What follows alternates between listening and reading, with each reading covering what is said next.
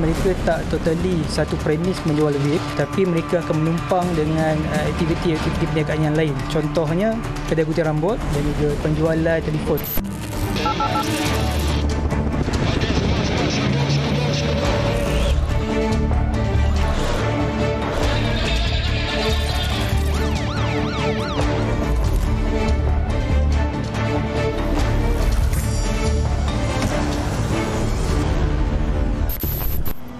Assalamualaikum dan salam sejahtera. Anda sedang menonton 999. Isu lambakan penjualan vape pakai buang di pasaran tempatan dilihat semakin membimbangkan.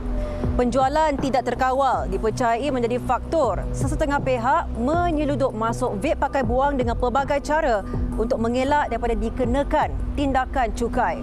Ada juga orang tengah dikesan dengan beraninya mengajar peniaga untuk mengelak pihak berkuasa. Saksikan perinciannya.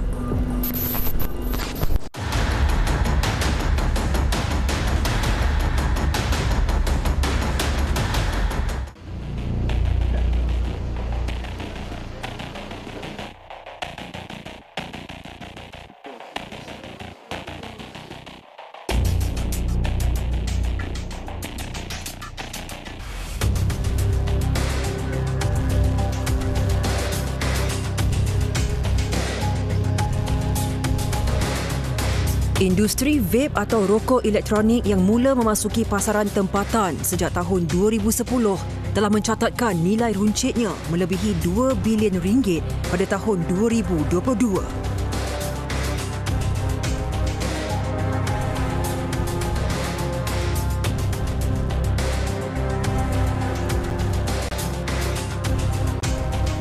Itu pendedahan Dewan Perniagaan Vape Malaysia DPVM. Ekoran penjualan rokok elektronik tersebut semakin berleluasa ibarat cendawan tumbuh selepas hujan.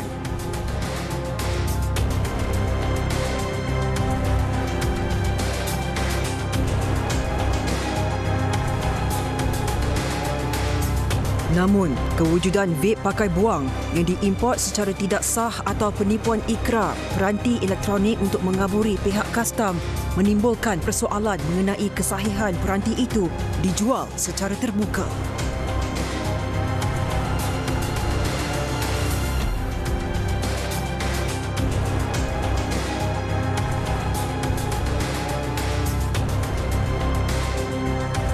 Permintaan yang menggalakkan mendorong sesetengah pihak mengambil kesempatan dengan menyeludup masuk vape pakai buang bagi mengelak dari dikenakan tindakan cukai.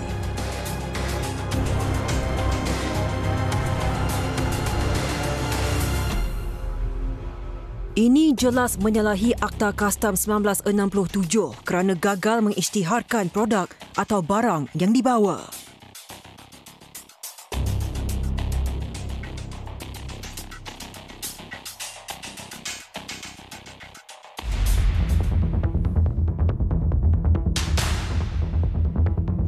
Berikutan itu, kami membuat tinjauan di sebuah pasaraya borong sekitar ibu kota bagi mengetahui benarkah peniaga vape memperoleh vape pakai buang secara haram.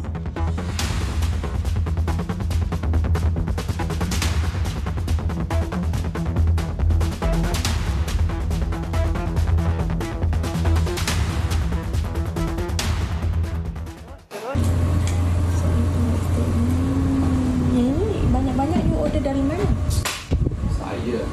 Saya company. You ni order banyak-banyak pernah kena tahan dengan custom ke apa pernah? Sekarang belum legal. Sekarang belum legal. Kalau dia betul-betul operasi, kena je. Oh ya. Mahal. You sama. pernah ke? Saya tak. But I a bit afraid right first time. Pulang lah. Tengoklah, you tengok sendiri. Okay. You cepat. So kalau belum legal, ada benda yang kena ni ke? You declare apa-apa ke untuk masa you post tu? Kalau kita orang ada barang kita orang nak send lah. So kalau you hantar, you tulis situ vape lah dekat kotak tu. Oh, jadi you tulis apa? Dia sudah tahu. Oh, dia sudah tahu. Selain itu, ada pembekal yang mengakui perniagaan vape pakai buang tidak memerlukan modal yang besar. Namun, persoalannya, adakah peranti elektronik yang dibekalkan itu telah dikenakan cukai? Macam ni, model dia dalam 5,000 start je lah. 5,000 dah cukup. 5,000.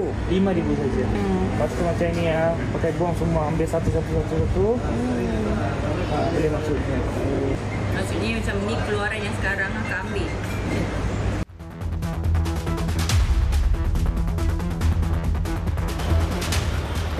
Bukan sahaja pemborong mengajar cara untuk memulakan perniagaan, bahkan ada juga yang berani mengajar helah untuk tidak mengisytiharkan produk sebagai produk vape pakai buang dalam dokumen transaksi perniagaan kepada bakal peniaga supaya tidak dikesan pihak berkuasa.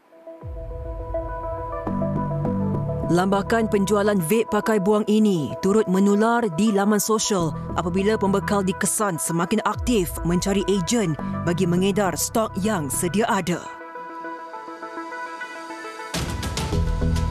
Ekoran itu, kami melakukan penyamaran dengan menghubungi salah seorang pembekal yang terlibat dalam perniagaan vape pakai buang sejak 2 tahun lalu melalui pengiklanan di media sosial.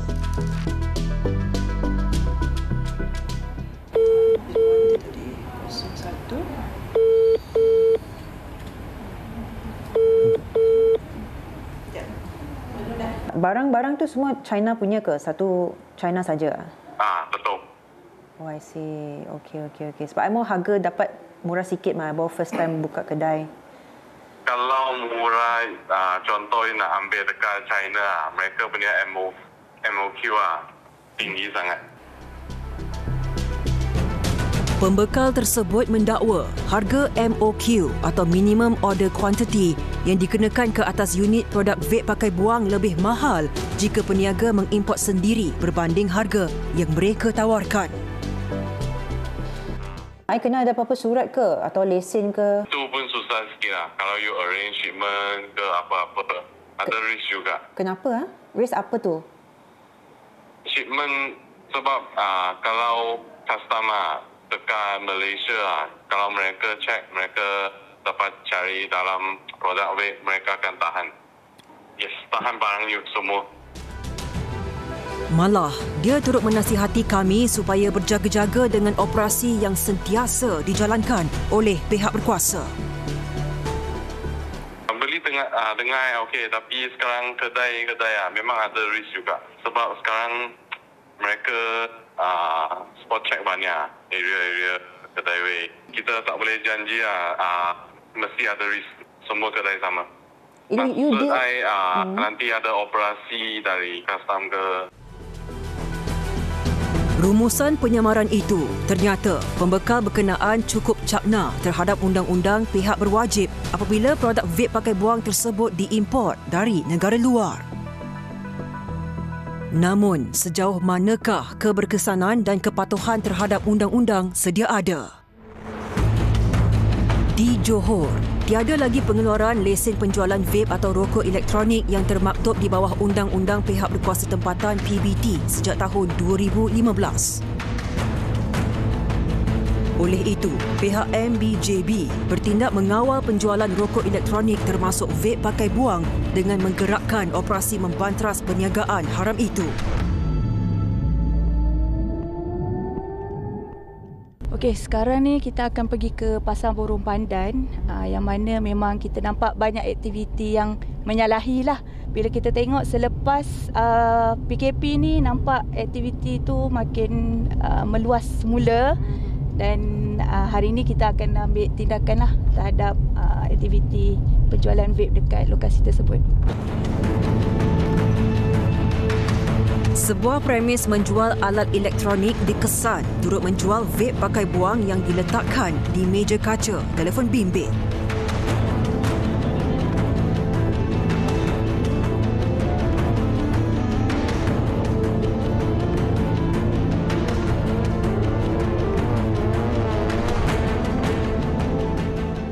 Dekat Johor, SIN 2015, takkan tak faham lagi. Ya. Untuk jual disposable vape. Sebab kita jual sikit-sikit saja. Tapi stok ni dari mana? Johor Jaya. Johor Jaya ada? Pembekal lah. Tak ada beli dari luar. Tak. Dari online semua tak ada. Ada jugalah. Ada Banyak juga. ke selalu beli stok? Tak banyak lah. Kadang angka sikit-sikit dalam 30, 50 macam tu lah. Kalau you beli banyak kena ada lesen ke, ada apa-apa? Tak. Surat you buat tak ada lah. You bayar cukai ke? Ada cukai you bayar? Tak tahu. Kita angka supplier saja.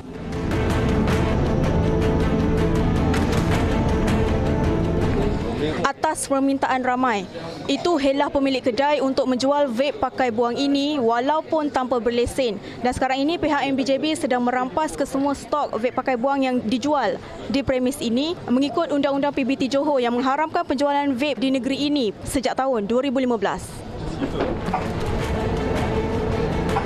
Siasatan lanjut mendapati suspek dipercayai telah memulakan perniagaan menjual vape pakai buang ini sejak 3 bulan yang lalu.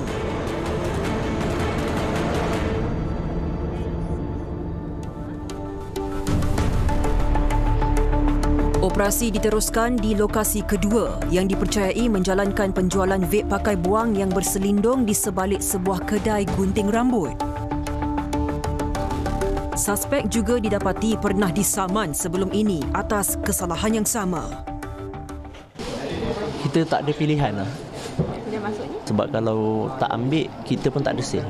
Tak ada risiko ke?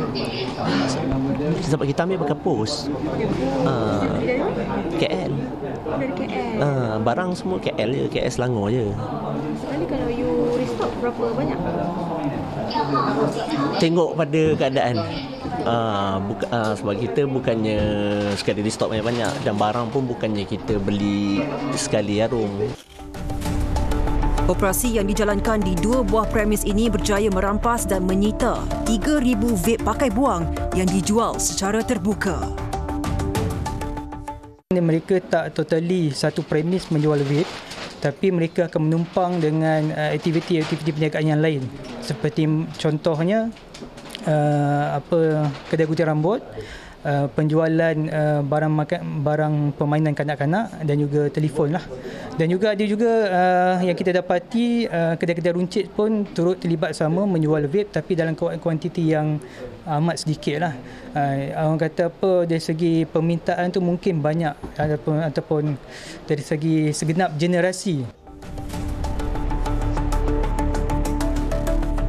Beliau juga menyeru orang ramai untuk menyalurkan maklumat jika terdapat pihak yang melanggar Akta Kerajaan Tempatan 1976, Akta 171 dan perundangan subsidiari terpilih.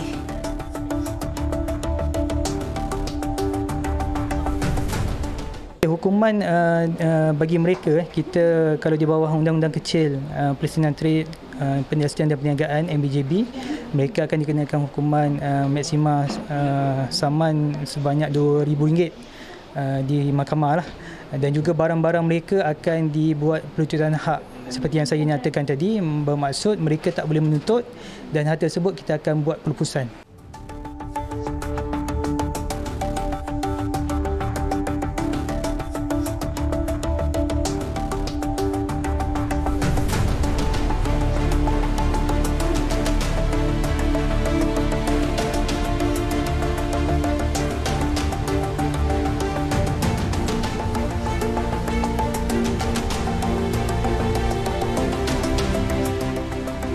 Sementara itu, pada 1 April 2023, kerajaan mengumumkan pelaksanaan cukai ke atas penjualan cecair vape untuk rokok elektronik pada kadar 40 sen setiap mililiter. Salah sebuah syarikat pengeluar vape terbesar di Malaysia, Nanosticks Innovation Sendirian Berhad, menyambut baik pelaksanaan tersebut namun berharap penjualan peranti itu hanya dibenarkan di premis yang hanya menjual vape elektronik secara eksklusif.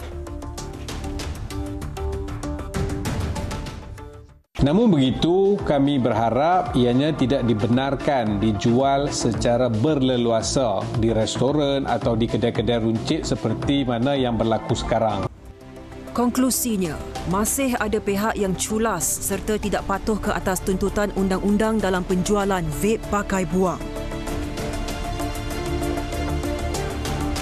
Gejala penjualan vape pakai buang secara haram ini harus dikawal sehingga tiada ruang buat pembekal memalsukan pengisytiharan produk demi mengaut keuntungan berganda. Tindakan kawal selia pihak berkuasa menjadi faktor penting dalam mengekang kemasukan vape pakai buang secara haram. Pada waktu yang sama, keadilan perlu diberikan buat peniaga yang mematuhi undang-undang dan melunaskan cukai. Bagi orang makan kedai, itu undang-undang lah. Saya soalnya beli bungkus bang. Saya pun dah pesan dah.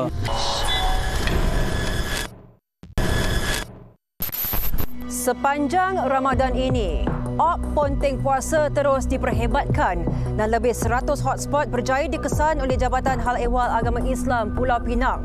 Serbuan ke atas satu pot Ponteng Puasa di Jelutong turut membongkar kegiatan penjualan barang terlarang. Wartawan Tun Nizami Hashim turut menyertai operasi berkenaan di Pulau Mutiara.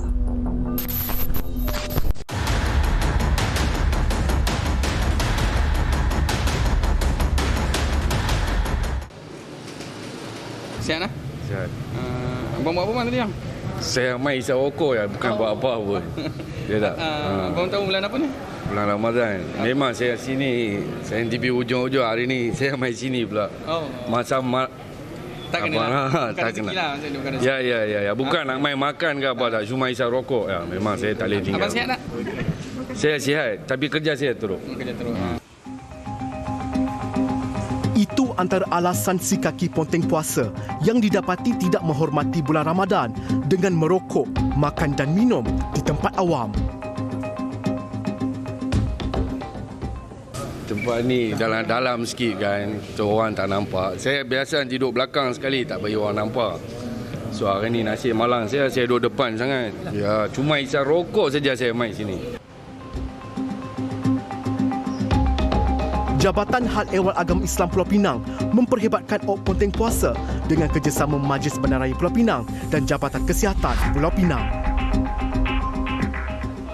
Kita jangan menimbulkan provokasi, bahkan jangan kita terlayan provokasi yang ditimbulkan oleh pihak-pihak di luar sana lah. Jadi supaya kempen Hormati Ramadan kita kali ini akan lebih berjaya. Tepat jam 10 pagi, kami bergerak ke 5 buah pot yang menjadi tumpuan kaki Ponteng Puasa di sekitar Georgetown, Pulau Pinang. Antara pot lah ni. Ini meja belakang kedai, dia tersuruh kan. Daripada luar memang tak nampak. Tapi sebab ada aduan daripada penduduk-penduduk sini yang nampak, mereka tak selesa bila maklumat yang disalurkan pada kita, maklumat bergambar. Memang ditunjukkan di kawasan ni jadi tempat orang makan bulan Ramadan. Jadi bagi kita kan tak sesuai lah, kena menghormati lah. Ni di tempat awam, terbuka, orang lain boleh lihat. Pintu-pintu rumah ni pun kita nampak macam ni. Jadi aduan-aduan masyarakat yang cakna dengan isu semasa, baguslah membantu pihak kita ini dalam mencegah salah satu konsep dalam kita menghormati Ramadan ni.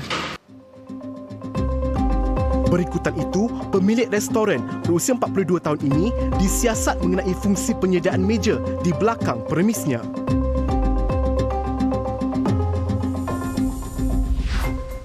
Bagi orang makan kedai, itu undang-undang lah. Dia nak letak itu. Tapi orang makan dekat ibu tempat. Saya soalnya beli bungkus bang. Saya bagi dalam bungkus bercerita, saya bungkus. Saya pun dah pesan dah. Kita tak boleh nak judge. Kadang-kadang memang betul dia beli untuk isteri, memang dia beli untuk anak. Sebab kedai ni dah dekat 40 meter. Lepas tu kita ni kadang tu semua dah jadi kawan. Bukan saya shortkan benda ni. Saya bungkus, saya bagi. Kadang tu memang saya bagi tu, saya pun dah di depan dah bagi. Kadang tu dia berduduk lah kan. Anda menggambar, ada orang tangkap gambar. Mana dekat pintu ni, kat rumah ni ada orang tangkap gambar. Nak tengok gambar pun kami boleh tunjuk. Ni bulan Ramadan ni kami baru dapat ni. Dalam beberapa hari yang lalu. Jadi kita mengharapkan sekarang ni, kalau boleh, you walaupun bagi orang makan bungkus, lebih elok kalau you meja luar ni simpan lah. Kalau nak makan dalam, you bagi tahu orang yang nak makan tu, jangan makan dekat sini, nak balik. Halau tak apa. Sebab efek kesan pada you. Tindakan tadi Ustaz pun dah sebut, bukan setakat orang yang makan. You yang jual pun you boleh kena kalau orang tu makan pada ketika itu. Sementara itu, tindakan seorang lelaki untuk melarikan diri dari sebuah restoran di Jalan P. Ramlee gagal apabila dia ditahan setelah didapati meneguk minuman di khalayak ramai. Kita dapati suspek berada di kedai makan bersama dengan satu minuman teh tarik lah. Oh, teh tarik. Tadi abang lari lagi ni? Bukan lari. Saya rasa pressure naik tu. Saya nak pergi cuci muka ke apa, saya masuk duduk kat aircon sah. Hari ni tak puasa sebab makan ubat lah. Tension dah 2 hari 3 hari lah. Saya tertekan lah ni, saya ada pressure sebab saya kena scam. Scam kena hari ni ke bila? 2-3 hari sudah. Scam apa online? Online. Dah buat report polis lah? Dah.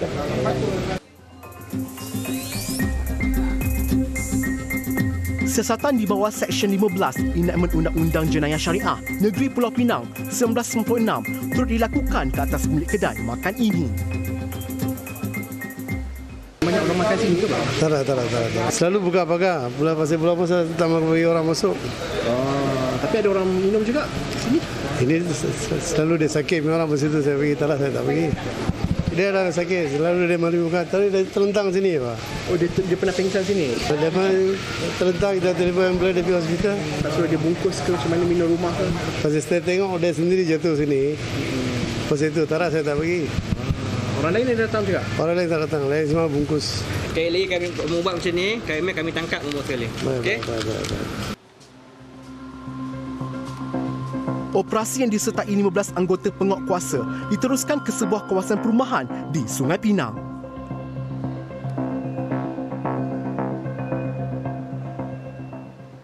Sebuah astaka di kawasan perumahan Rumah Pangsa ini didapati menjadi tumpuan si kaki ponteng puasa kerana keadaannya yang berkunci dan berpagar.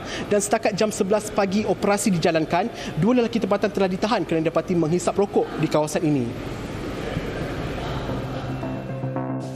Lelaki berusia 48 tahun ini mendakwa tidak boleh menunaikan ibadah puasa kerana menghidapi penyakit kronik. Namun, tindakannya merokok secara terbuka di khalayak ramai jelas melanggar undang-undang syariah. Abang tahu bulan apa bang? Tahu, bulan puasa saya ada sakit. Diabetes. Sakit apa? Diabetes. Sakit diabetes. Memang saya tak boleh puasa lah kategori. Kategori doktor kata memang tak boleh puasa? Memang tak boleh puasa. Kalau saya puasa mendarat. Ada suratnya bang? Suratnya? Surat tak bawa lah. Tapi ada. Kalau cek kesihatan memang saya... Okay, tak apa. Cuma macam ni bang. Kita untuk makluman abang lah. Pasal abang ni tidak berpuasa di khalayak awam tempat awam. Tak, tapi kami pun tak pergi orang lampau. Tak, dia bukan yang tak nampak bang. Ini tempat open, tempat tutup bang. Abang kena faham lah. Sebab dalam undang-undang sebut di khalayak awam, di tempat awam. Dengan perbuatan abang tidak berpuasa tersebut. Jadi sekarang ni kita keluarkan satu notis untuk jemput, untuk panggil abang lah, untuk memberi keterangan di bahagian penguasaan. Okey bang. Jadi kalau contoh abang tadi kata tak boleh nak puasa, surat tu abang kena bawa lah, kemukakan kepada kami. Notis perintah hadir turut dikeluarkan kepada lelaki berusia 40 tahun yang mendakwa keletihan setelah melakukan pekerjaan berat sejak jam 7.30 pagi. Saya tukang kebun. Habis saya buat kerja part time lagi, tengah panai. So, memang saya tak boleh puasa. Okay, tak macam ni bang. Sebab saya bukan sengaja tak puasa. Memang kerja saya teruk. Saya faham. Okey, tak apa bang, macam ni bang. Sekarang ni kita keluarkan satu notis untuk panggil abang ke pejabat kami di bawah Seksyen 15 lah. Yang nama Kesalahan Jenayah Syariah Negeri Pulau Pinang 1996. Okey. Jadi minta abang datang lah. Abang kena datang sebab kita akan kes ni kita akan siasat lagi. Jadi abang kena datang bagi keterangan. Saya mengakulah cik, saya cuma hisap rokok saja. Memang saya sihat belakang. Tapi cuma kerja saya teruk. Yang itu saja. Saya faham, tak apa. Itu peringkat siasatan dulu. Okay, jadi kita akan siasat dululah. Peringkat siasatan. Jadi sekiranya abang ada apa-apa masalah dan sebagainya, nanti program siasatan kita akan maklumkanlah. Okey. Operasi di Port Ponteng Puasa berhampiran lebuh raya Tun Dr. Lim Chong Yew pula membongkar kegiatan penjualan barang terlarang dalam kalangan kaki lalok. Serbuan di sebuah hotspot ataupun Port Ponteng Puasa di Jutuk ini menemukan sebuah kereta yang dipenuhi dengan air ketum dan juga daun ketum, dan kes ini akan diserahkan kepada pihak polis IPD Timur Laut.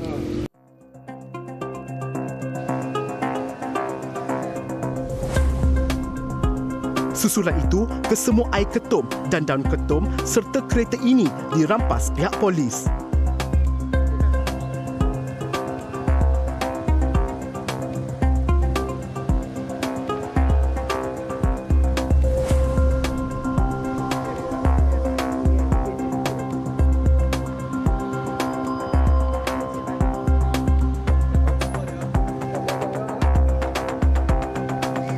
Manakala pemilik kenderaan berusia 52 tahun juga ditahan untuk disiasat di bawah Akta Racun 1952.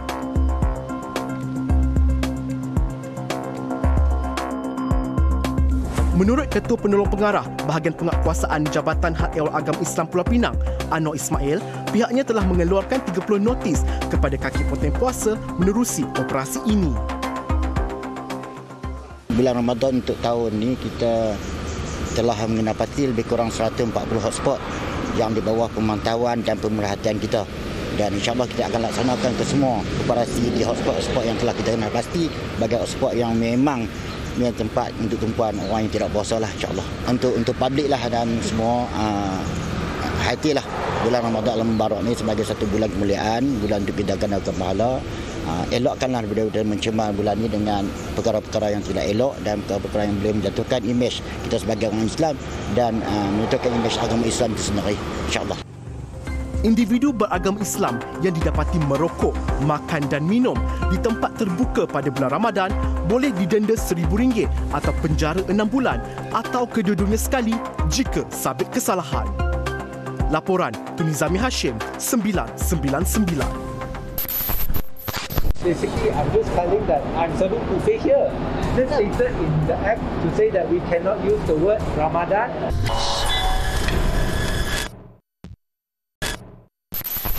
Menggunakan ungkapan bufet Ramadan dan menyediakan juadah berbuka puasa tanpa memiliki sijil halal. Kementerian Perdagangan Dalam Negeri dan Kos Sara Hidup KPDN Kuala Lumpur menyerbu beberapa hotel yang disyaki menggunakan perkataan yang mengelirukan umat Islam. Saksikan perinciannya bersama wartawan Afifah Haminuddin.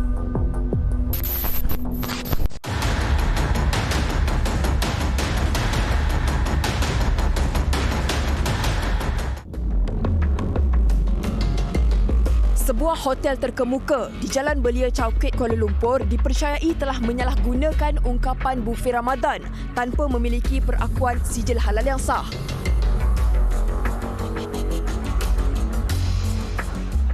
Bila you cakap warisan Ramadan, you should comply no dan halal makanan menu serve to the Muslim lah. Macam ayam yang disembelih tu pun, kan, dia ada kemungkinan juga cara penyembelihan tu tidak mengikut syarat. Do you want me to ask my purchasing to bring down the file of all the No. We want to see the ayam. Either you mix the fish with other meat ke apa. That's why we need to make an inspection on the kitchen and the cold storage. Perkataan atau frasa yang digunakan oleh pengusaha hotel dalam mengiklankan bufet Ramadan tanpa sijil pengesahan halal Malaysia boleh dikenakan tindakan di bawah Akta Perihal Dagangan 2011.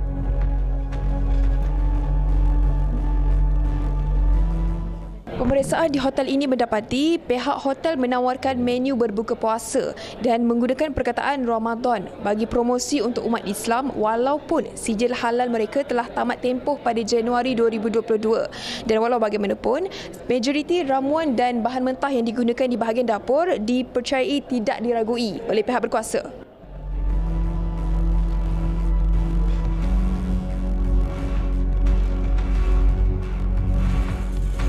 Hasil siasatan mendapati premis yang beroperasi sejak lebih 10 tahun itu dipercayai gagal memperbaharui sijil halal kerana tidak mendapati manual prosedur pensijilan halal Malaysia termasuk isu kebersihan.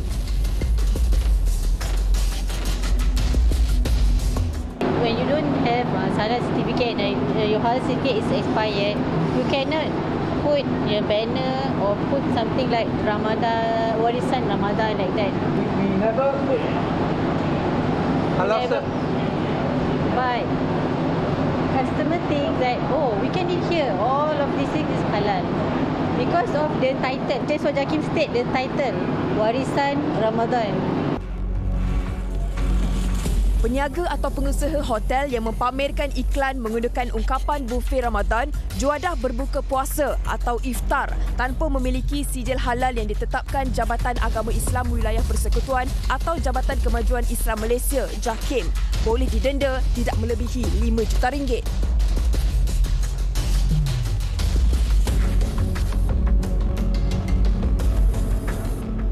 From my thinking is basically I'm just telling that I'm serving buffet here during Ramadan. Is it stated in the act to say that we cannot use the word Ramadan or warisan? Any term or any wording that used to attract. It looks like you mislead the customer to think that the food is halal. The brochure shows everything, warisan Ramadan. You show the food. The time is 6:30 to something like that. It shows that you attract some customer, Muslim customer to breakfast here.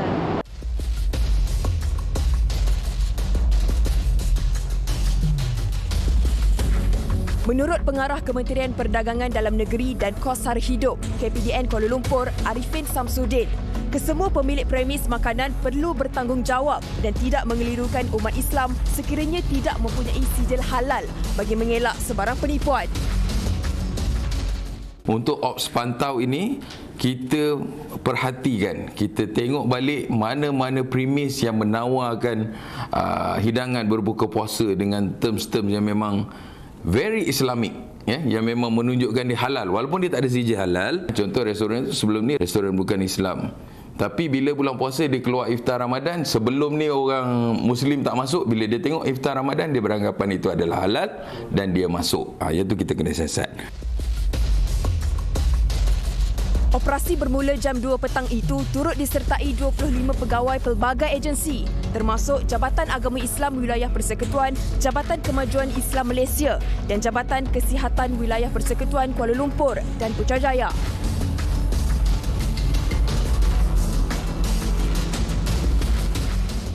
Kita nak ingatkan pada pengusaha-pengusaha makanan ni, once you guna iftar Ramadan, once you guna berbuka puasa Ramadan untuk orang Islam ni, you must make sure hidangan yang disediakan tu adalah hidangan yang halal dan boleh dimakan oleh orang Islam.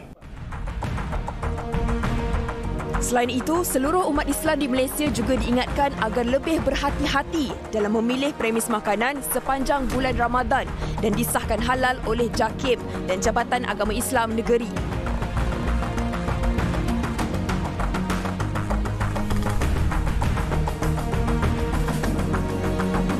Laporan Afifah Aminuddin, 999.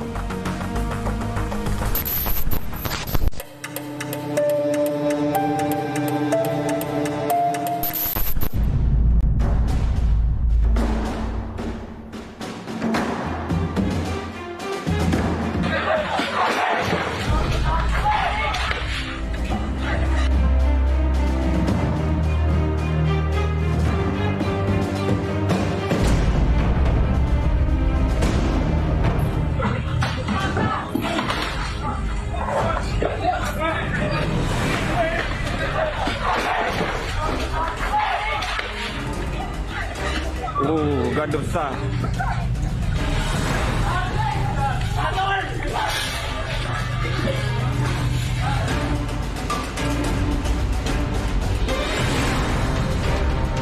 Seorang peniaga bazar Ramadan diserang secara tiba-tiba dengan ditendang, dipukul dengan sebatang kayu serta disamun oleh sekumpulan individu yang tidak dikenali. Kejadian yang berlaku pada jam 10.45 malam di Jalan Merbau, Kulai Johor itu turut menyebabkan mangsa mengalami kecederaan di bahagian kepala. Masa tengok tu terkejut juga sebab pakcik tu sampai dah berdarah, orang ramai yang ambil handphone, record. Tak ada siapa-siapa yang nak buat apa-apa action kan dekat situ. Okey, untuk para peniaga saya rasa kena lebih berhati-hati, maksudnya bersama-samalah. Jika terjadi apa-apa, kita beramai-ramai. Maksudnya orang kedai sebelah semua saling sokong menyokong. Kemudian kalau berlaku apa-apa kejadian tu, kalau mereka nak duit kan, bagilah. Saya rasa keselamatan tu nombor satu. So jika berlaku sesuatu jenayah di tempat awam, sepatutnya orang awam mesti cepat-cepat call ataupun inform pihak berkuasa. Memang akan ada kawasan-kawasan yang gelap, yang tak sesuai dan sebagainya. So nasihat saya kepada peniaga supaya memilih kawasan yang berdekatan dengan ramai orang. Jadi bermakna ada support system. Kita semua perlu ada kesedaran. Kesedaran iaitu membantu mencegah kemungkaran dan jenayah. Mangsa berusia 41 tahun tersebut turut berhadapan dengan kerugian sejumlah wang dianggarkan bernilai lebih RM5,000. Kejadian jenayah sabun berkumpulan dan bersenjata ini turut mendapat perhatian pakar kriminologi Schenker Durai Raja. Kalau kita tengok keadaan atau situasi video tersebut, serangan itu serangan berkumpulan atau kita panggil sebagai geng. So gang oriented crimes, dia kalau seorang individu tu dia bersama geng dia akan lagi berani. Okey, dia takkan ada sense of ketakutan semua tu. So because mereka boleh mereka boleh cover mereka punya tindakan, so mereka boleh lari. So mereka dah tahu dah tempat tu kalau pukul 10.30 kan, event itu berlaku 10.30. So mungkin dia tahu okey tak ramai sangat. Itu pun jenayah itu pun berkumpulan.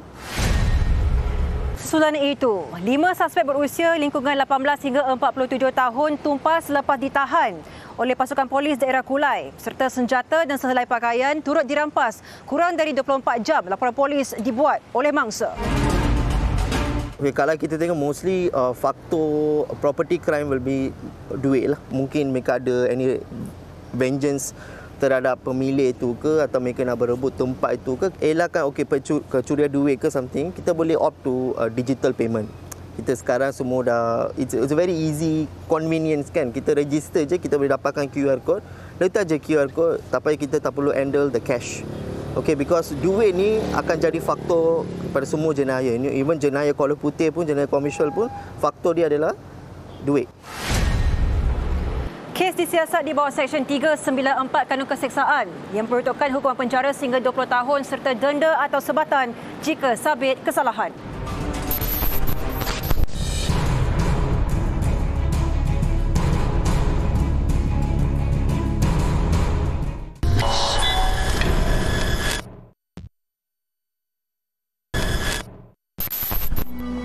Di Batu Kawan, Pulau Pinang, seorang remaja bermotosikal maut ketika dalam perjalanan untuk membeli baju raya. Mangsa dikatakan hilang kawalan lalu merempuh sebuah kenderaan pacuan 4 roda. Saksikan perinciannya dalam Tragedi 999.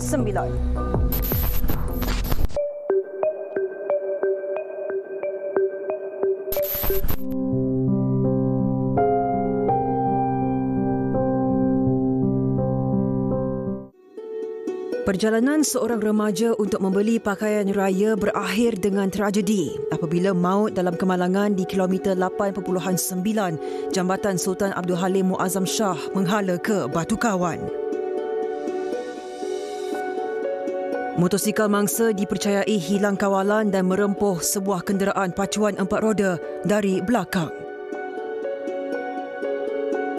Kejadian kira-kira jam 10.30 malam itu menyebabkan Muhammad Doni Alif Razdi, 18 tahun, maut di lokasi akibat mengalami kecederaan parah di kepala.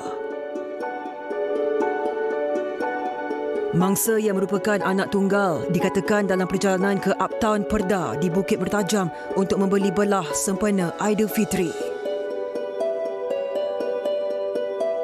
Beberapa rakannya yang menunggang motosikal secara berasingan tidak terlibat dalam nahas itu. Mayat mangsa dibawa ke Hospital Sungai Bakap. Ketua Polis Daerah Seberang Perai Selatan, Superintendent Lee Chong Chen, mengesahkan kejadian.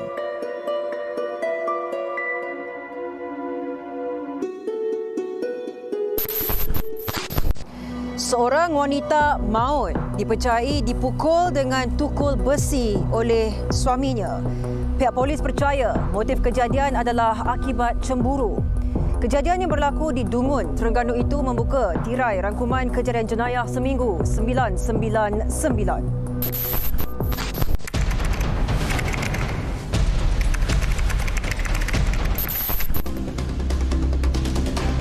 Kejadian di Dungun, Terengganu ini dikatakan berlaku apabila mangsa Rubiah Sabtu 41 tahun baru pulang ke rumah dan berlaku perselisihan faham antara mangsa dan suspek yang juga suami mangsa.